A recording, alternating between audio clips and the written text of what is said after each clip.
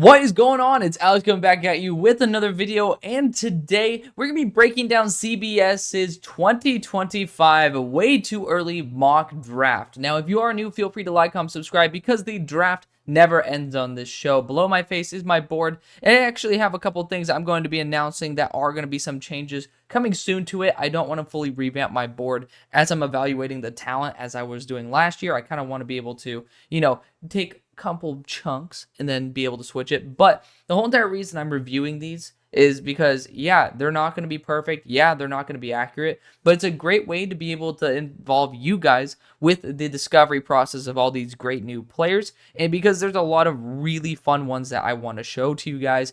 I have my own personal opinions. I have my already 2 mock drafts out on it, one with Broshmo, one on my own. Feel free to check those out. But this is a great way to see maybe some other people throwing some names in there, because right now our projections are going to be, we might get like 20 people right. I mean, there is a chance. Some of the mock drafts did have like 14 of the first rounders right from the beginning, but sometimes that doesn't happen. So let's get right into this though. Let's have a great time. Below my board is the great way to get involved in the community. If you use that UnderDog Fantasy code, you do end up getting a up to $100 match on your first deposit. So use that code HAILMARY. I'll have all of those links in the link tree now, by the way. You don't even have to go and use a specific link that's in my bio. Just go to the link tree. It has everything you ever want. Hail Mary Sports brand. So let's get right into this, though.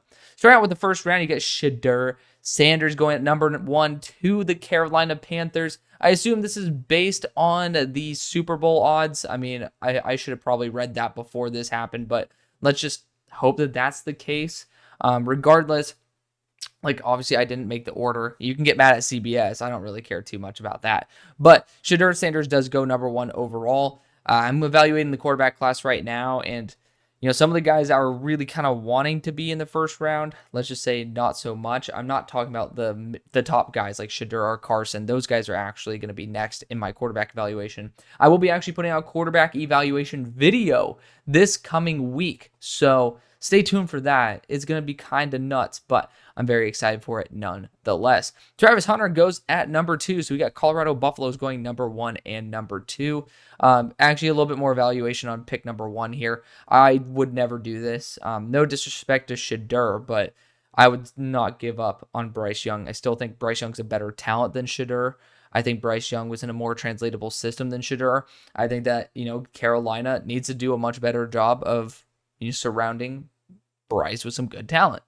And no disrespect to Shedeur, but him calling out former teammates for saying, hey, I was told to transfer and I didn't, and I felt like shit when my coach treated me like shit, and then saying like, oh well, I don't even remember him, that guy was probably mid anyway.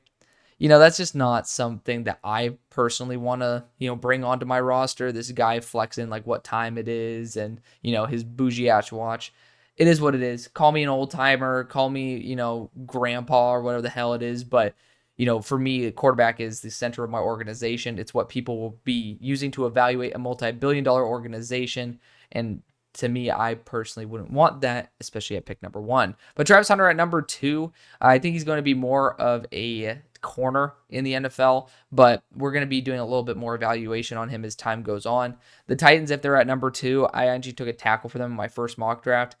Come to think of it, I don't even think that Will Campbell is going to be a left tackle. I think he'll end up being a guard. But, they do need to target a receiving weapon.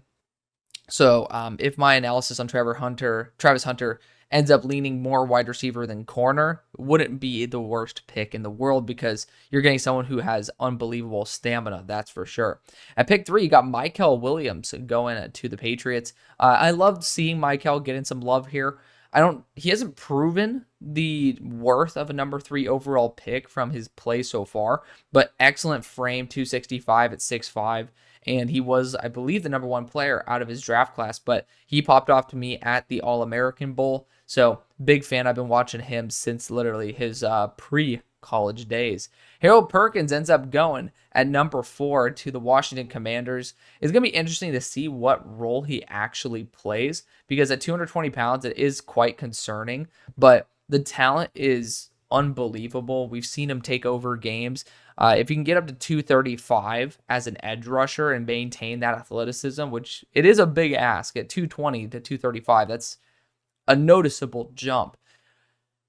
We could be talking about him as a pure edge rusher. If he is going to have to be a linebacker, I mean, like, I do say you could use him in a Micah Parsons role. That's because Micah was essentially a top tier edge rusher at linebacker coming into the NFL.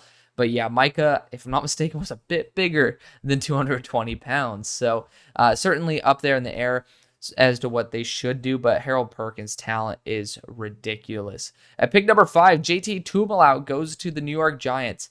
He still needs to develop a lot. I was pretty much his apologist by the end of the year. I was his hater at the start, his apologist by the end. He's someone who has very limited versatility. I do love what he brings to the table, but man, I mean, he definitely needs to evolve his game to be a little bit more versatile. I think that he's still extremely, extremely raw. At pick number 6, Carson Beck goes to the Denver Broncos. If they end up at 6, I would not put him out of the question for quarterback, but I highly doubt they will be because of Bo Nix.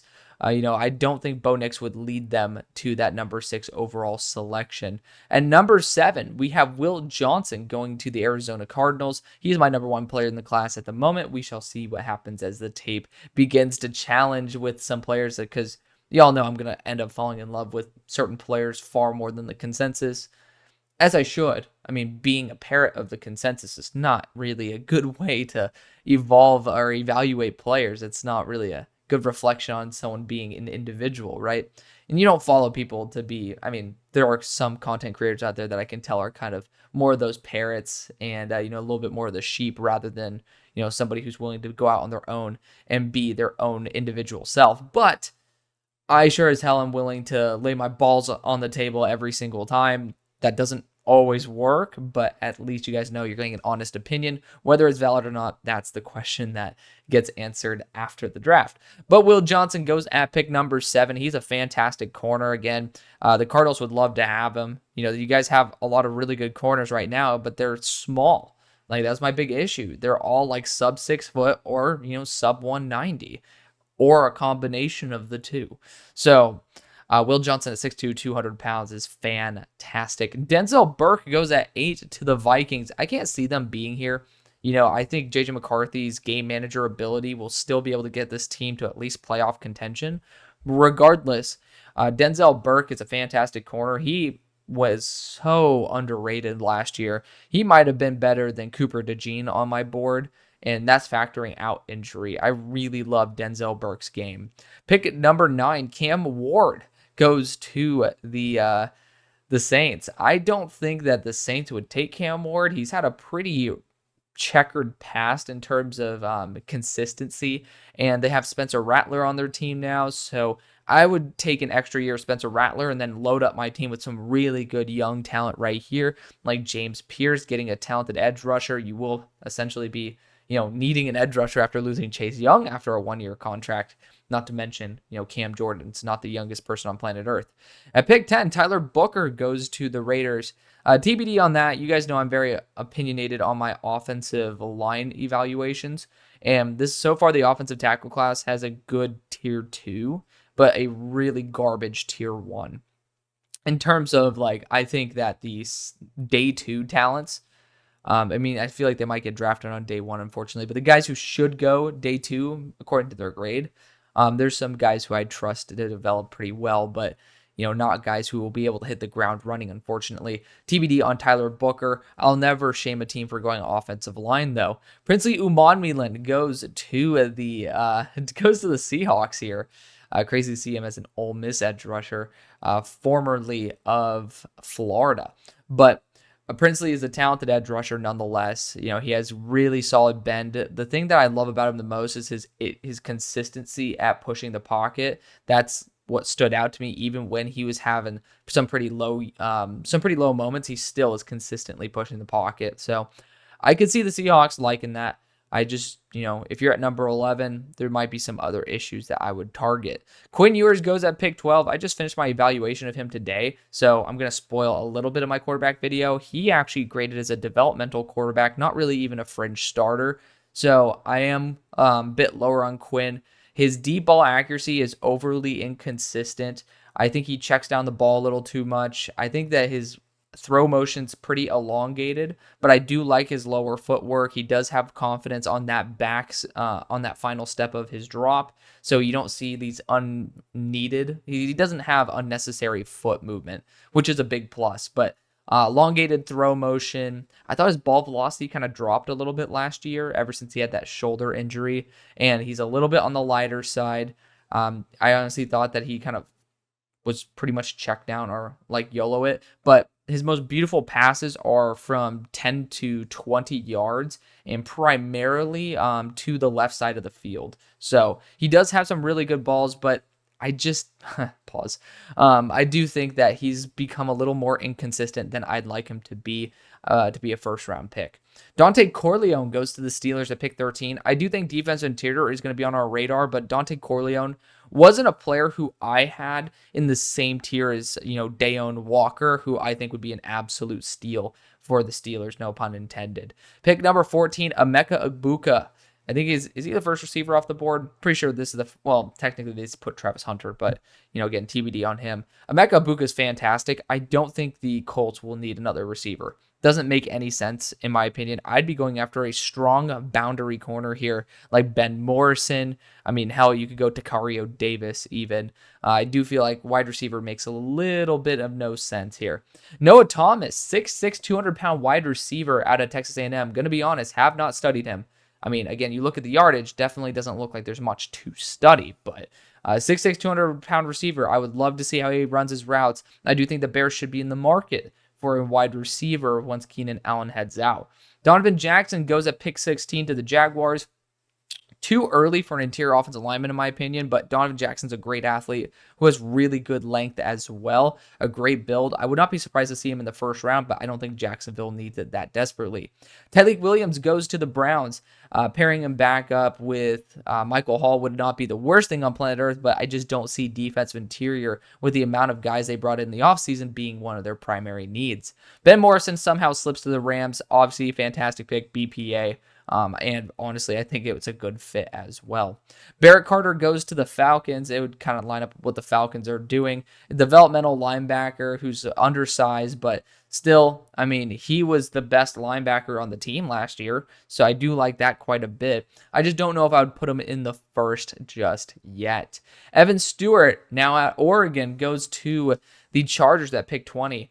It's going to be tough to see how he would fit into this offense because he and Ladd McConkey are probably going to be competing for that slot role.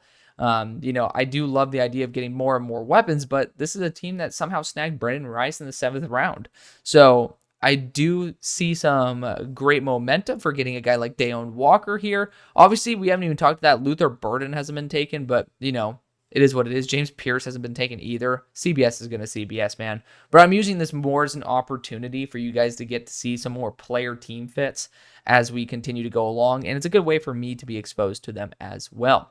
Kelvin Banks goes to the Jets at pick 21. It's interesting to take another left tackle after you just drafted a left tackle. So, keep that in mind. It doesn't make too much sense. Kelvin Banks so far is my tackle number 1 of the class, though. I know my board doesn't say that, but fortunately, the tape study did. And I do bring all of these I actually do record on my computer different tape studies of these players, like different reps, and I put them up on Twitter. So follow me over there, guys. I mean, I do like to do that because, even during my work, when I want to take breaks, I actually end up watching film and I end up putting it up for you guys to see different reps that you don't get to see on a daily basis.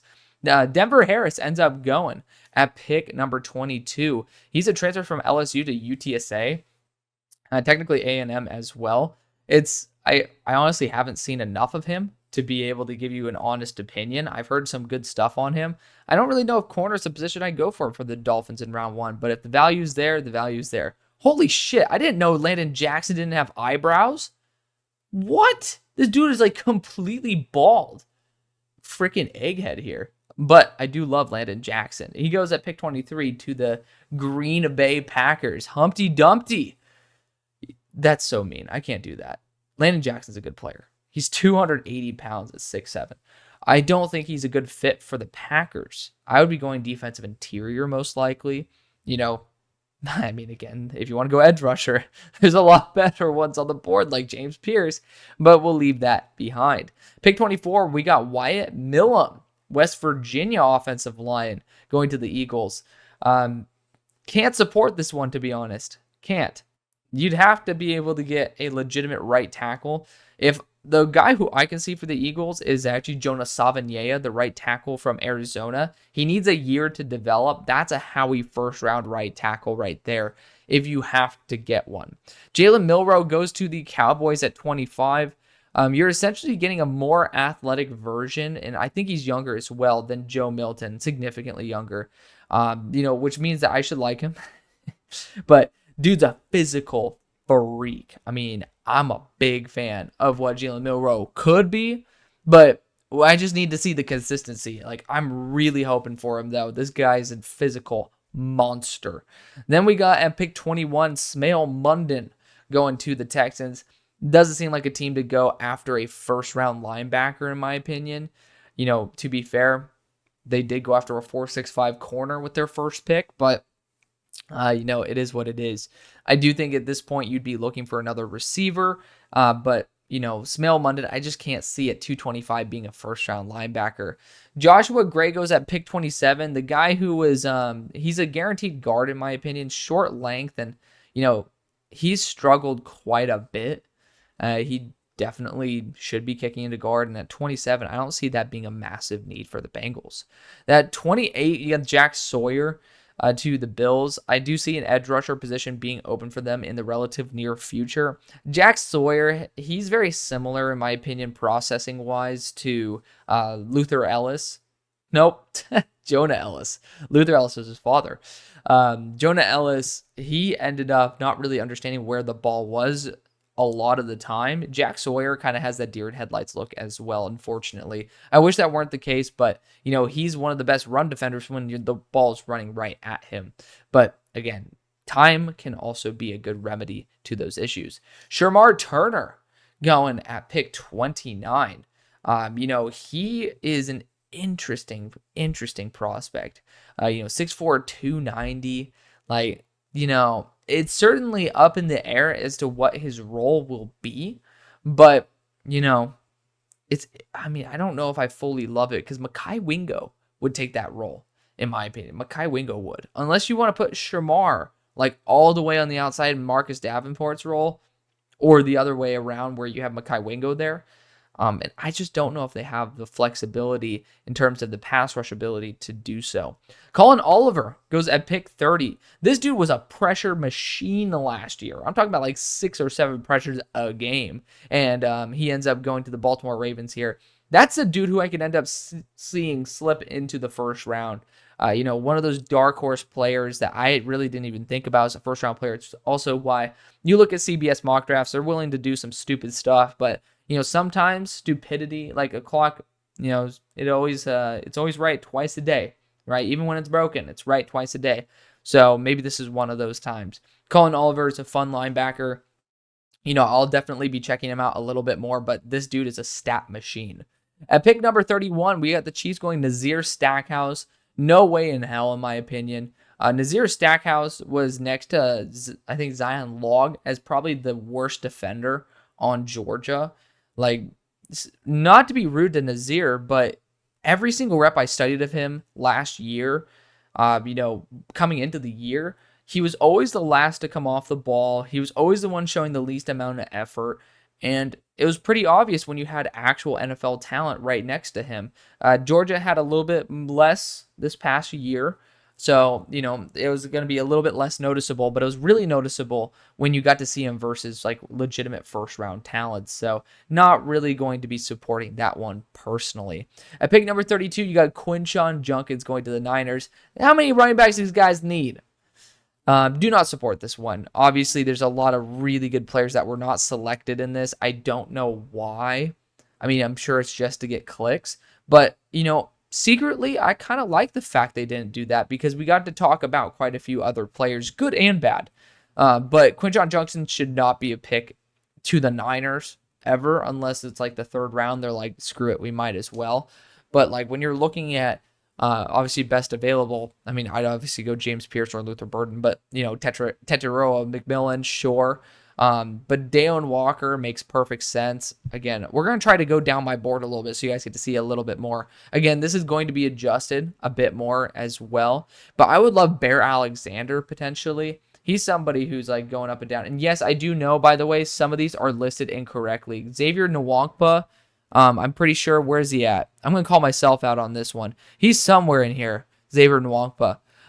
29, he does not go to Notre Dame. He is at Iowa. I don't know why that's spelled like I do. This was like made a long time ago. But, essentially this was back when he was actually a true freshman. But regardless, yes, feel free to call that out anyways. I like to be able to be called out. This is actually on my 2024 board, so I fixed on my 2025. Anywho, that's going to be the video. Thank you so much for watching. I love y'all. See you on the far side.